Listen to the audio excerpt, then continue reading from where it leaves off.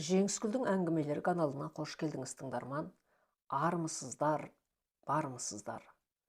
Барлық пікірлеріңізді, лүпілдеріңізді көріп, көзайым болып қуанып отырмыз. Каналға қош келдіңіздер. Жақсы тыңдалым болсын. Тағы да бір жаңа әңгімемен таныстырамыз. Ал біз бастайық. Жеңіскүл Тұрсынбаева. Қателік. Бірінші бөлім. Уақиға болған жерге келгенде байқағаным, тал түс, сағат 12:30 көшесінде адам көп, бірі шарбаққа, асыла аулаға қарап тұр. Енді біреулер қақпадан сығалап үй жаққа қарайды. Айналасы қоршалған жеке үй. Қақпа алдында алдымыздан шыққан учаскелік жігіт бірден не болғанын баяндап кетті. Тоқашева Зере 52 жаста, осы үйдің иесі, қонақ бөлмеде өліп жатыр. Куәгер кім? Куәгер Орлова, Айкен. Ол келіншек әне, ол да осы ауылдың тұрғыны. Мен сәл бөгеліп куәгер әйелге қарағанымда Дос пен Айсұлу екеуі қақпадан үйге кірді. Қақпадан кіргенде тас төселген кең аула, артық шашылған зат жоқ. Мен жерге қарап үйге кіре беріске жеткенде, жерде жағылған қанды көріп, не болған екен?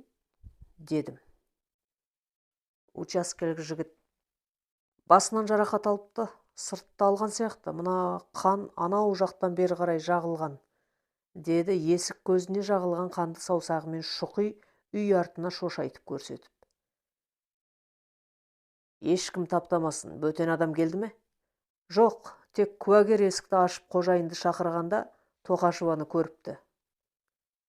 Жақсы, куәгер ешқайда кетпесін, Жанат сұрақ жауап алады, дедім де үйге кірдім. Қысқа дәлізбен қонақ бөлмесіне өттім. Жарға сүйретіле қонақ бөлмесіне дейін қан жағылыпты. Бөлме жарық әрі кең екен. Әйел жиһаз алдында креслода басы сол жағына қисайып ұйықтап қалған адам сияқты отыр. Қан көп аққан. Басынан төмен қарай көйлегіне, сосын жерге де ағыпты. Дос зерттей қарап отырып, әйелдің өлгеніне 14-15 сағат болған, яғни кеше түнгі сағат 22-23 аралығы. Нақты сосын айтам. Алдымен соққы желкесіне тигенде әйел талып қалған. Сол кезде мына соққы тиген. Әйел есін жиып үйіне өзі келген, өзіне өзі көмектескісі де келген. Міне үйдегі аптекасын шығарған, басының қанын тоқтатпаққа әрекет жасаған. Басын дәкемен таңбақ болған. Мына біреуінен йод құйып басып та көрген. Бейшара соққының қаншалықты ауыр тигенін түсінбеген ғой. Соққы өміріне қауіпті еді. Екпеде салмақ болған. Керек дәрі таппаған. Шприц дайындапты.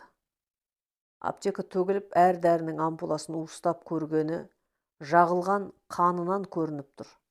Салатын дәріні таппаған. Әйелдің медицинадан хабары бар көрінеді, әлсіреп ұйықтап кетіп, қан сырағаннан оянбай өліп кеткен. Ішке де көп қан кеткен, содан өлген. Бейшара ішке қан кетіп жатқанын түсінбеген. Жедел жәрдем шақырса, тірі қалар ма еді? Қазірше бары анықтағаным осы, қалғанын зертханадан соң айтам. Соққы тигеніне қарағанда бұл істі қасақана адам өлтірді деп айтасың ба? Зертханадан соң айтам. Дегенмен әйелге өміріне қауіпті соққы тиген анық. Абайсызда ұрып алды деп айта алмайым.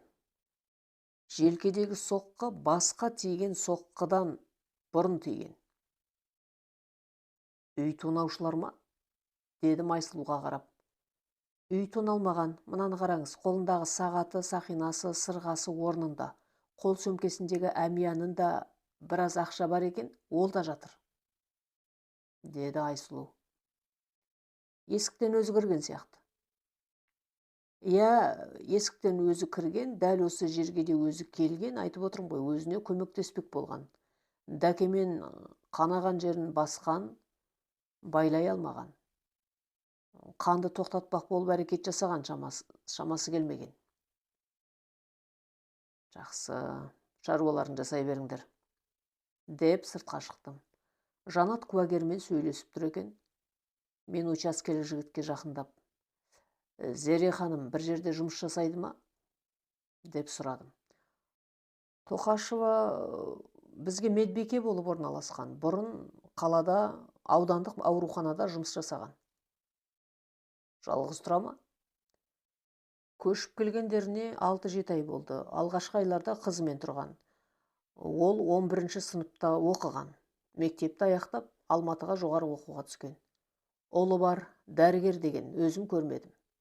Ресейде қызмет жасайды, мықты хирург дегенді естігенмін. Күйеуі қай кезде қалай қайтыс болғанын білмеймін. Дәрігер болған?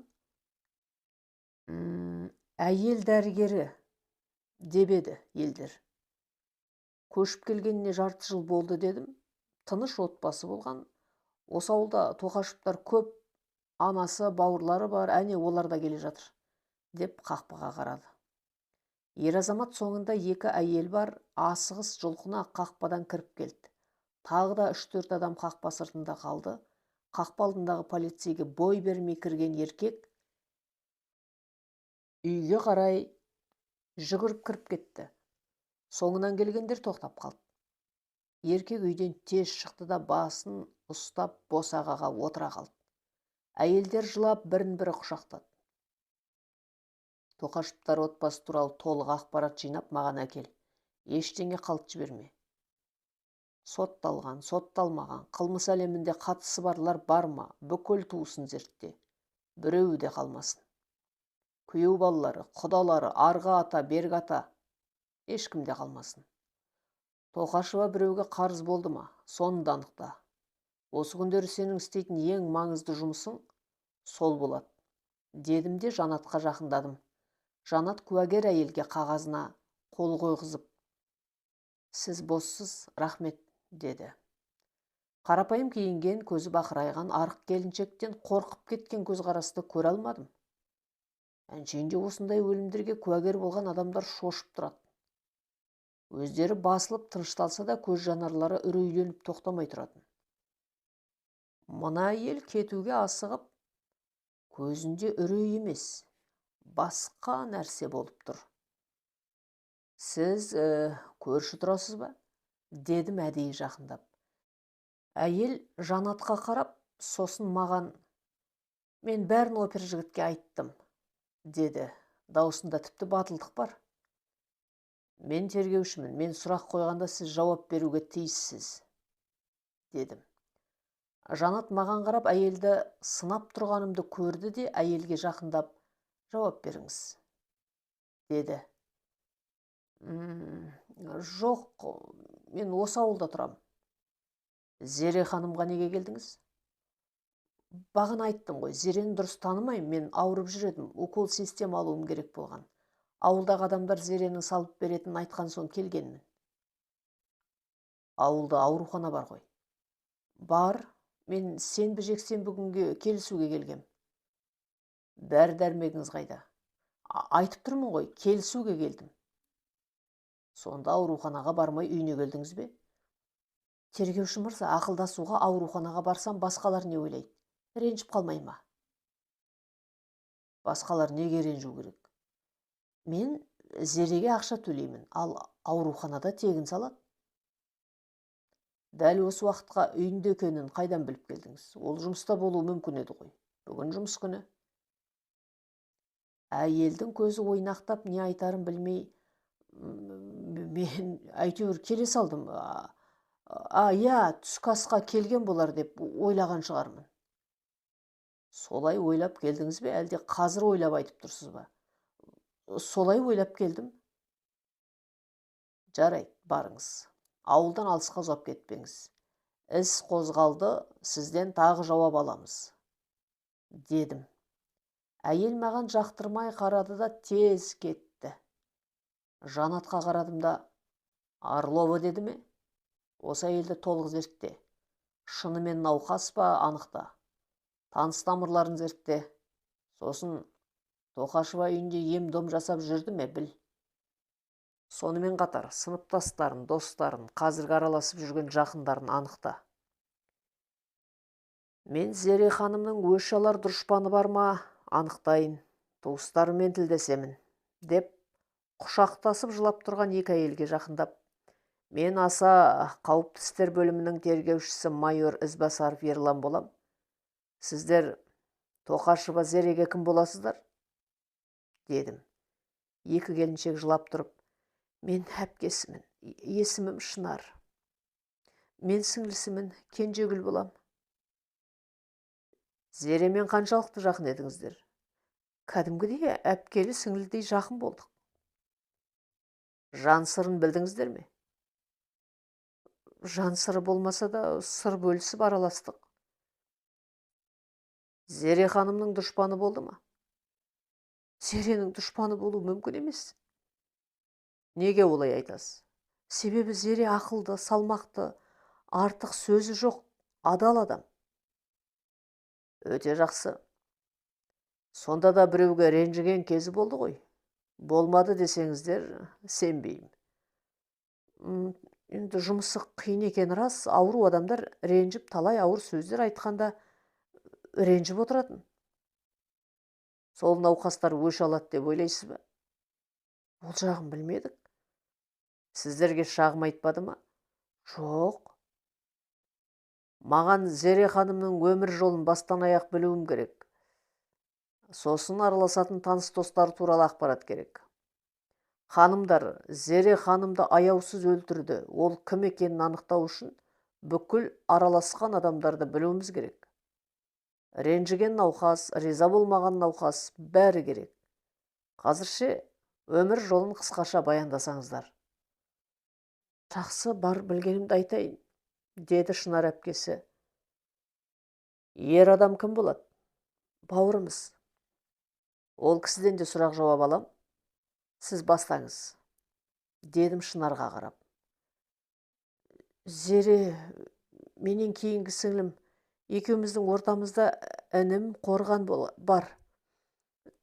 Зере атына заты сай өте зерек қыз болып өсті. Мектепті жақсы оқыды, сосын училищеге тапсырып медбике мамандығын игерді. Оқуын бітіріп тұрмысқа шықты. Ұлды, сосын екі қызды болып, бір қызы 10 жасқа келгенде суға ағып кетті. Сол кезде қатты күйзеліске түсіп әрең оңалды. Күйеуі жақсы адам болған. Зерені қатты жақсы көрді, аялады, сыйластықтары керемет еді. Қыздарының қазасын бірігіп көтерді. Күйеу бала аудандық емханада хирург, гинеколог еді. Жаман ауруымен, онкологиямен ауырып, біраз қиналып, ем қонбай қайтыс болды. 4 жыл өтті. Қалада жалғыз тұрма деп біз ауылға көшіріп әкелгенбіз. Күйеуінің туыстары ешқандай көмек бермеді.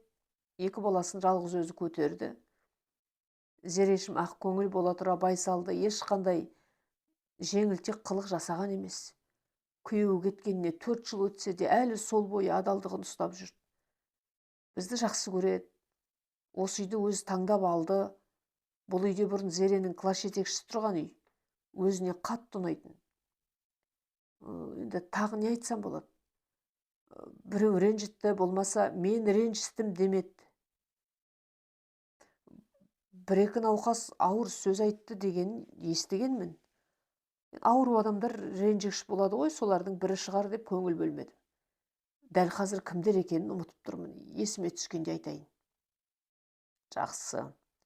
Үйде науқас қабылдаушы ма еді? Жоқ, ондайын естімедім. Демалыс күндері науқастың үйіне барып екпе салушы ма еді?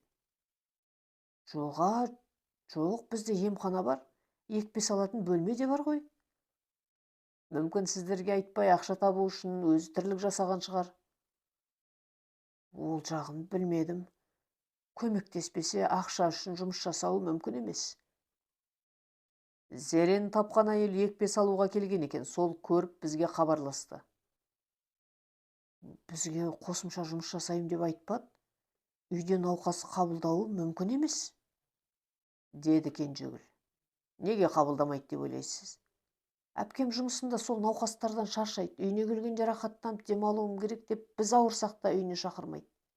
Оған қосымша жұмыс жасау керек емес. Олы жақсы көмектеседі. Олы қайда? Олы Томск қаласында мықты хирург, тек демалыс алғанда келеді. Қызы мен ұлына өздеріңіз хабар бересіздер ме, әлде біз хабарласайық па? Дедім. Екі келіншек біріне бірі қарап алды да, өзіміз хабар береміз, деді. Есіктен дос шықты да, Ереке, мәйітті алып кетеміз, үйді толық зерттедік. Дөке, үйдің сырты зерттелмеді. Мәйітті әкете берсін, сырт жақты сосын зерттейміз, деп қақпаға қарап ысқырып қол бұлғады. 4 полицей жігіт қап зембіл көтеріп үйге кіргенде, есік көзінде отырған бауыры сылқ етіп талып қалды. Дәл қасында есіктегі қанды зерттеп тұрған дос тез қасына келді де, «Дәрігер!» деп айқайлады. Жедел жәрдем бағана келген болатын. Қақпадан дәрігер кіргенше екі қарындасы шырылдап ағасының қасына барды. Сол аралықта үлкен қақпадан өлік таситын көлік үйге жақын келіп тоқтады. Мен үйге тез жүгіріп кірдім де, «Жігіттер, сәл тоса тұрыңдаршы, бауыры талып қалды, алып кетсін, сосын шығарарсыңдар», дедім. Өзім сыртқа шыққанда дәрігер еркекті қарап, «Қан қысымы қатты көтеріліп кетті, біз алып кетеміз», деп зембілге жатқызды да тез алып кетті. Екі келіншектің біреуі бірге кеткенде, үйден Зерені көтеріп келіп, көлікке басқанда, жылап қарап тұрған Кенжегүл де қиралаңдап құлай жаздады. Мен жанында тұр едім, шап беріп ұстап алдым. Дәрігер асығыс келіп Кенжегүлді қарады да, «Жүрек талмасы» дегенді қатты айтты. Зембіл көтеріп дәрігерлер келіп, келіншекті салып алып, жедел жәрдемге алып кетті. Обал болды ау, мына екеуі аман болса жарар еді, деді дос науқастар соңынан қарап.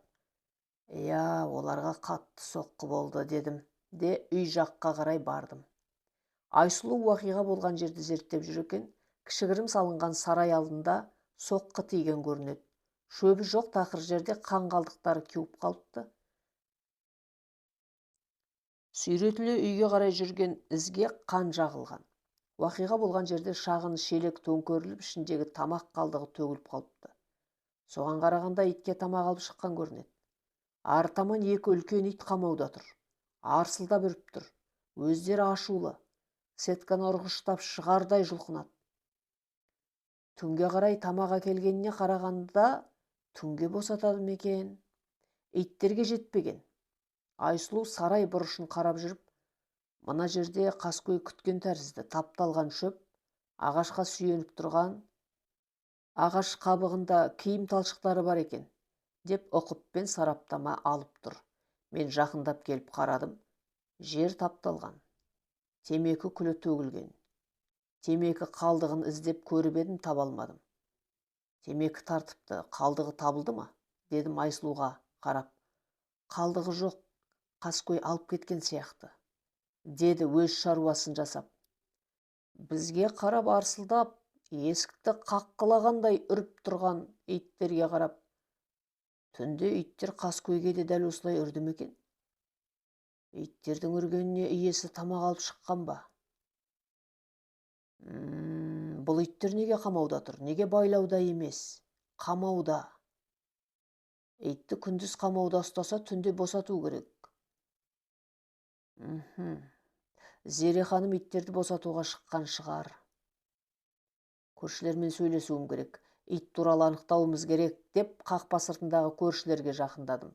Көз жасын сүртіп, 4 әйел сыбырлап сөйлесіп тұр. Мен қастарына жақындап, өзімді таныстырып, сосын сұрақ қойдым. Зере ханымның көршілермен қарым қатынасы қалай еді? Дедім. Әйелдер біріне бірі қарап алды да, жарыса өте жақсы, керемет болды. Жақсы, жақсы. Қонақ жай өте жақсы болды. Айтыңыздар, жалғыз тұрғанға қорықпаушы ма еді? Қорықтым дегенін естімедік. Неге қорқуы керек еді? Енді мына жағдайдан кейін қорқу керек болды, деп келіншектің біреуі аузын алақанымен жапты. Иттер солай күндіз түні қамауда тұра ма? Жоқ, иттер түнге қарай бос жүреді. Иттер қабаған, өте ашулы. Зере сағат түнгі 10-да босатады, таңғы 6:30-да қайта қамайды.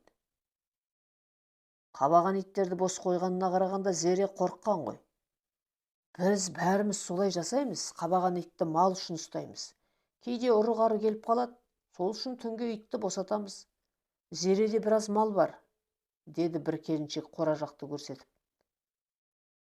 Малдары орнында ма екен деген ой келді. Осы күндері Зере ханымға бөтен адам келді ме? Бөтен ешкімді көрмедік.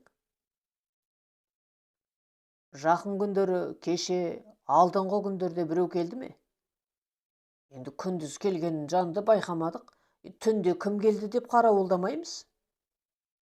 Зере ханымның үйін жақсы танитын қайсыңыз? Үйге кіріп бірдеңе жоғалды ма, заттар орнынан қозғалды ма, көріп берсеңіздер, дедім. Төрт келіншек те ойланып қалды да, үшеуі бірдей, сен барсаңшы, сен жиі араластың ғой, деді араларындағы 30-дан асқан келіншекке.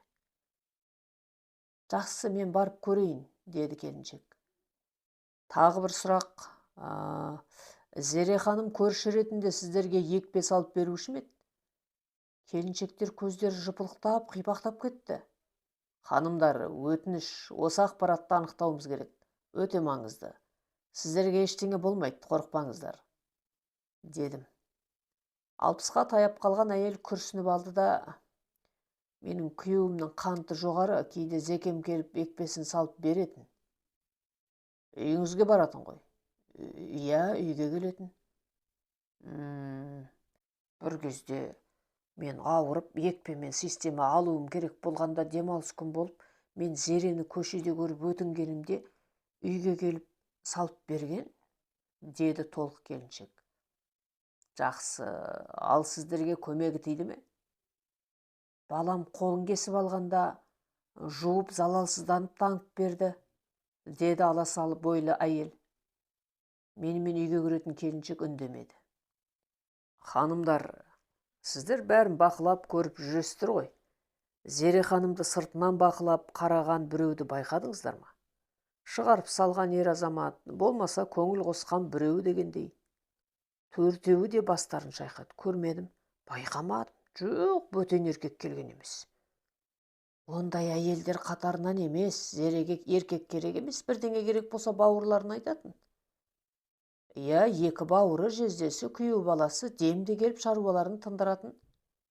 Үй шаруасы бөлек, жанына еркек ұстау бөлек қой. Жасырын келген біреуді байқадыңыздар ма?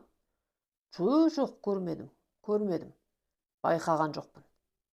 Сосын тергеуші мырза, біз де жұмыстамыз. Зерені аңдып отыратын көшедегі әжелер емеспіз ғой.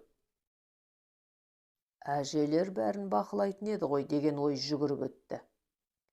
Сонда да естеріңізге бірдеңе түссе маған дереу хабарласыңыздар. Мысалы, үйді қарап, осы маңда жүрген адам, Зере ханымды шығарып салған біреу, ренжіп қалған адам сияқты жағдайлар естеріңізге түссе, дереу хабарласыңыздар. Қай уақыт екеніне қарамай қоңырау шалсаңыздар, деп өз телефоным жазылған қағазды бердім. Әйелдер бастарын изеп қалды. Үйді қарап, көмектесетін әйелді ертіп, қақпадан ішке кірдім. Бірінші бөлімнің соңы. Жалғасы бар. Авторы Жеңіскүл Тұрсынбаева. Оқыған Нұрлыгүл Өтемісқызы. Лүпіл, пікір, қаралым, таралым өздеріңізден болсын.